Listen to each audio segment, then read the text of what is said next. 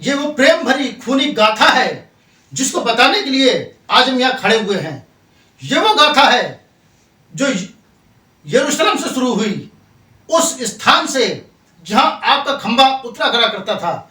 उस आग को लेके प्रेरितों ने एक दौड़ चालू करी। उस आग को लेके प्रेरित आगे बढ़े, जैसा आप स्क्रीन पर देख रहे हैं। उन्होंने अपने जीवन की परवाह नहीं करी। वे उस मशाल को लेके एक मैराथन की दौड़ की नहीं दौड़े। काय के लिए? ताकि सुसमाचार इस्राएल से, यहूदियों से अन्य जातियों की ओर मिले। और बाइबल के अनुसार, यीशु मसीह के अनुसार, ये एक प्रसन्न रहने का वर्ष था। जी हां, सुनने में ये विरोधाभास लगता है, लेकिन वास्तव में यह प्रसन्न रहने का वर्ष था, जबकि मानव जाति के छुटकारे का सुसमाचार यहूदियों से अन्य जातियों की ओर मुड़ रहा था। आइए देखते हैं कैसे। जी हां, सबसे पहले हम देखते हैं पतरस को। जी, पतरस जिसे यीशु मसीह ने कहा, मैं तुझे स्वर्ग के राज्य की कुंजियां देता हूं। देखने में यह बड़ा भ्रम जैसा लगेगा कि एक मामूली आदमी दूसरे मामूली आदमी से खड़ा होकर कह रहा है कि मैं तुझे स्वर्ग के राज्य की कुंजियां देता हूं। पतरस को या तो वास्तव में स्वर्ग के राज्य की कुंजियां मिली या फिर यह भ्रम था। लेकिन एक भ्रम के लिए इंसान अपनी जिंदगी को दांव पर नहीं लगाता। निश्चित तौर से बहुत बड़ी प्रतिज्ञाएं थी जो उनको दी गई थी।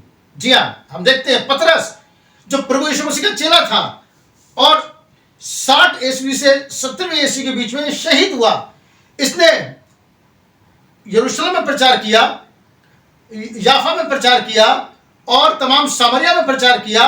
और जब अंत में वहां के पुजारियों ने इसके ऊपर, वहां के यहूदियों ने देखा कि इसके द्वारा आश्चर्य कर्म किए जाते हैं, इसके विरुद्ध हो गए। और ऐसा माना जाता है कि रोम के पास में तिग्री नदी के स्थित वहां एक अखाड़ा था, रोमी अखाड़ा, जहां पतरस को ले गए और पतरस को ले जाके सलीब दी। लेकिन पतरस ने कहा कि मैं इस योग्य नहीं हूं कि अपने प्रभु की तरह सलीब पे सीधा चढ़ाया जाऊं। अतः पतरस को उल्टी सलीब दी गई और सलीब पे पतरस की मृत्यु हुई। जी हां, दूसरा चेला जिसे कि हम देखते हैं अंद्रियास, दूसरा चेला अंद्रियास जो कि यूनान चला गया। यूनान में जाकर के उसने यीशु मसीह के आश्चर्य कर्मों को किया और यहां तक कि कहते जो है वहां जाके उसने बहुत से अनुयायी बनाए और परमेश्वर के वचन को बड़ी दृढ़ता के साथ प्रचार किया। लेकिन वहां के पुजारी इससे भी रुष्ट हो गए, जैसे कि आप दृश्य में देख सकते हैं।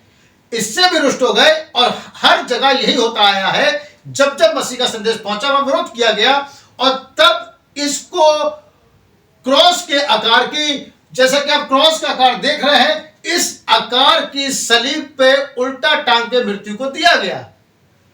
क्रॉस के आकार की सलीब पर इसको मृत्यु दी गई और मरते समय भी ये प्रार्थना कर रहे थे कि हे प्रभु इन्हें क्षमा कर। जी हां, लेकिन आज भी उनकी शहादत व्यर्थ नहीं गई। उनकी शहादत स्कॉटलैंड के झंडे का एक राष्ट्रीय चिन्ह बन के उभरी, जो आज भी वहां पे है। जी हां, आप देख सकते हैं इस चीज को। याकूब जो जब्दी का पुत्र था और ये सबसे पहला शहीद था, ये यीशु मसीह के जाने के बाद 40 ईस्वी से 50 ईस्वी के बीच में इसको मारा गया। ये यरूशलेम में चेलों के साथ प्रचार करने में उनकी सहायता किया करा करता था और तब याकूब को पकड़ लिया गया यहूदियों को खुश करने के कारण और उसे यरूशलेम की गलियों में खींचते हुए ले गए, मारते हुए ले गए, पीटते हुए ले गए और अंत में जाके और स्पेन में वहां पे तलवार से याकूब के सिर को काट के अलग कर दिया गया। जी, जैसा आप स्क्रीन पे देख रहे हैं, दुखदाई मृत्यु। यूहन्ना वो चेला था जिसने अपनी स्वाभाविक मृत्यु को मरा, लेकिन जब सताव चल रहे थे तो यूहन्ना को 24 घंटे तेल के कड़ाह में डाला गया कि ये मर जाए करके। खौलते तेल के कड़ाह में भी यूहन्ना बच गया और तब उसे जादूगर समझ के पतमुस नाम टापू पर डाल दिया गया, जिससे प्रभु यीशु मसीह ने अपने प्रकाशित वाक्य को दिखाया, अपने दूसरे आगमन के विषय में दिखाया। और यही वो चेला था जिसने पौलुस की पत्नियों को इकट्ठा किया, पुराने नियम को इकट्ठा किया और अपने शिष्य पोलीकार्प के साथ मिलकर के बाइबल को एक साथ इकट्ठा किया। जी हां, फिलिपुस लगभग 80 एडी में इसको भी मृत्यु दंड दिया गया। ये तुर्की चला गया और तुर्की जाने के बाद वहां पर इसने प्रचार करना प्रारंभ किया। जी, तुर्की के शहर हेरापोलिस में इसे गिरफ्तार किया गया और गिरफ्तार करने के बाद में इसको भी उल्टी सलीब की मृत्यु दी गई। उल्टी सलीब पर चढ़ा के इसको मार दिया गया।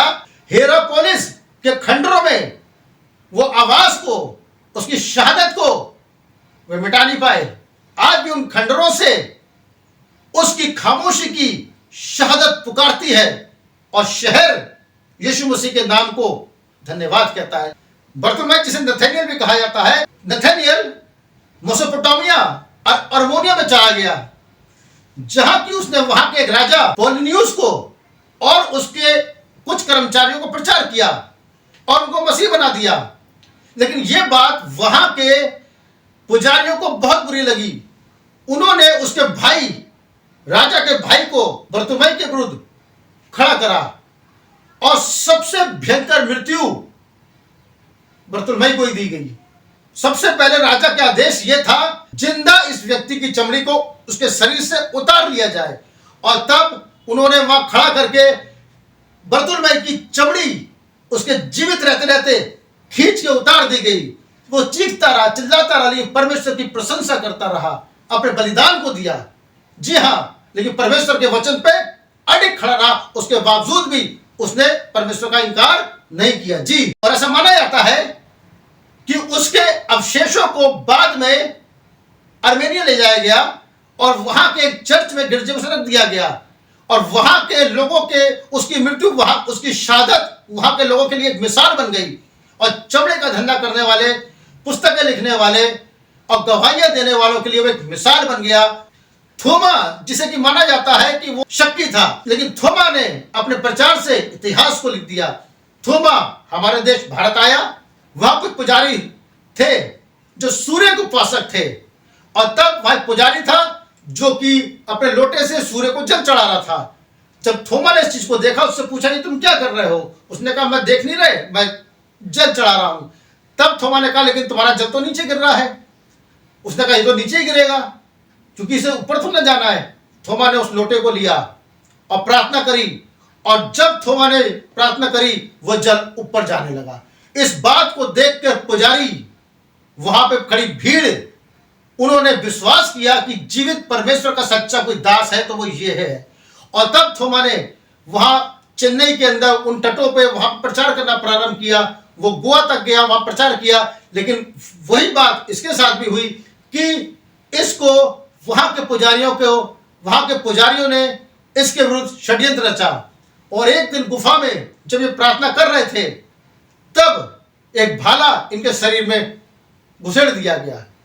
उस भाले से इनकी मृत्यु हुई, और जब ये मरे तब भी ये लोगों के लिए प्रार्थना कर रहे थे कि हे प्रभु, इनको अपने जीवन के वचन के विषय में इनके ऊपर प्रकाशन दे।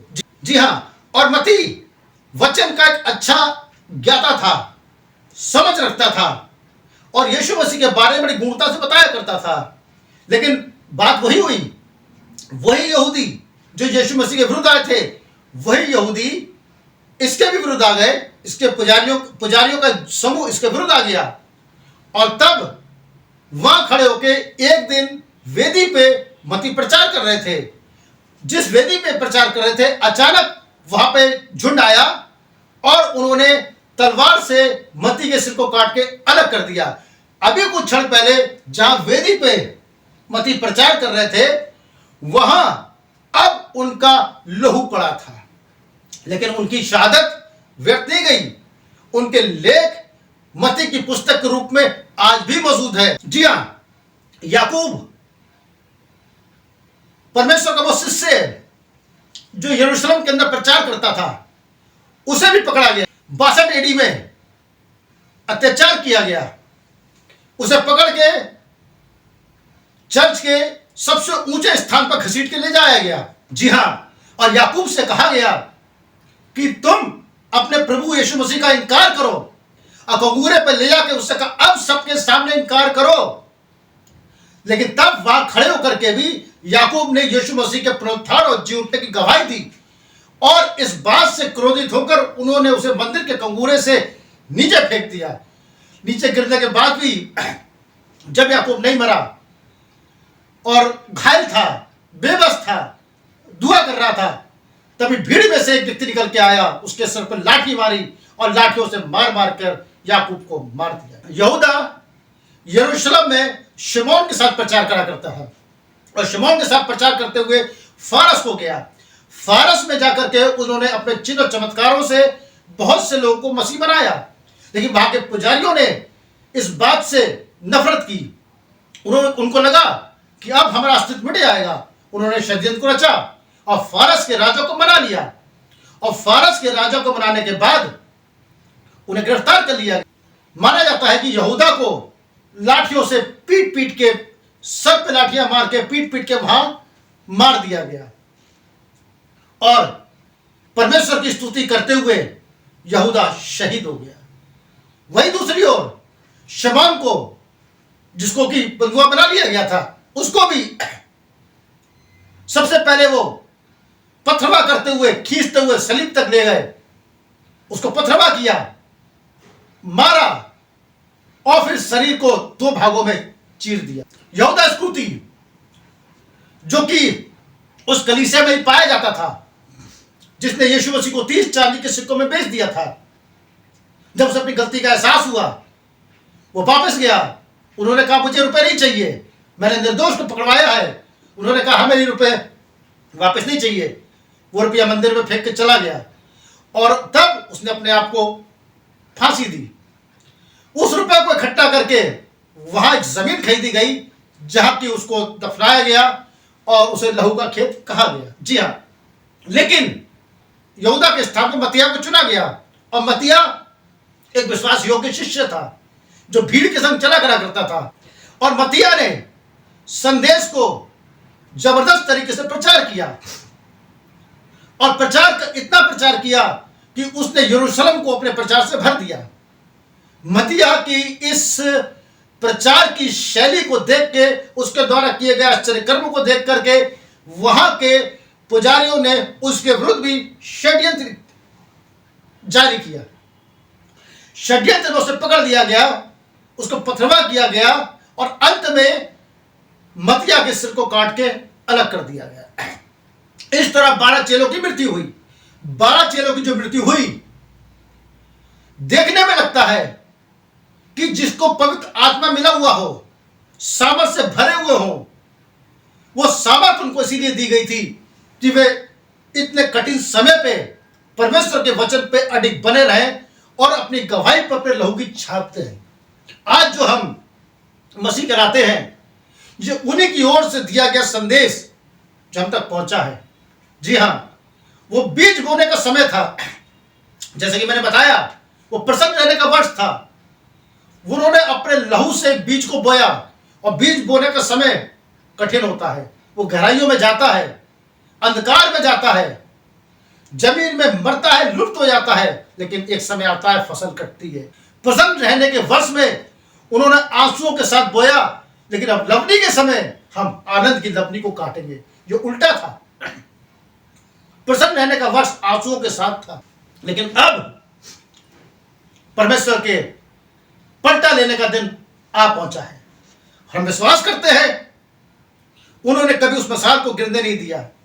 वो मशाल जो वो लेके दौड़े यरूशलेम से, आज हमारे हाथों में है। ना कभी उन्होंने झुकने दिया, ना कभी गिरने दिया। वो बीज बोते रहे ताकि सुसमाचार हम तक पहुंचे, लेकिन परमेश्वर के वचन को उन्होंने सर्वप्रथम रखा।